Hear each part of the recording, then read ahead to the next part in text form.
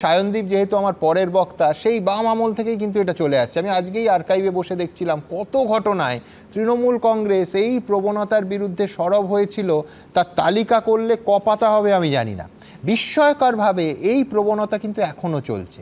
মনে করুন, ঠিক এক বছর আগে গত বছরের অক্টোবর মাসে দক্ষিণ 24 পরগনার কুলতলিতে ধর্ষণ করে খুন করা হয়েছিল 9 বছরের একজন স্কুল ছাত্রীকে। তখনও পুলিশের বিরুদ্ধে এই গড়িমসির অভিযোগ উঠেছিল। অভিযোগ নেয়া নিয়ে ওই মহিষমারি ফাঁড়ি আর কুলতলি আর জয়নগর থানার মধ্যে একদম সলিলদা ঠিক ধরেছেন, কার্যত মনে পড়ে গেছে আপনাদেরও, ঠেলাঠেলি চলেছিল এবং তার ফলে রণক্ষেত্র হয়েছিল এলাকা।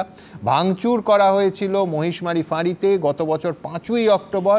সেই যে ছাত্রীটিকে আমরা হারিয়েছি, তার বাবা অভিযোগ করে বলেছিলেন যে মহিষমারির আইসি ক্যাম্পে ঘুরেছি, জয়নগর থানায় ঘুরেছি। এক বিক্ষোভকারী একেবারে অন ক্যামেরা বলেছিলেন যে ক্যাম্পে গেছিলাম বলে তখন ক্যাম্প থেকে বলা হয়েছে তোমরা কুলতলির লোক, জয়নগরের লোক, আমরা নেব না, এই তোমাদের কেস, কুলতলিতে যাও। আবার কুলতলি অন্য রাস্তা দেখিয়েছে। এই একটা অসুখ, একটা প্রবণতা দশকের পর দশক ধরে থানা স্তরে যেটা চলে।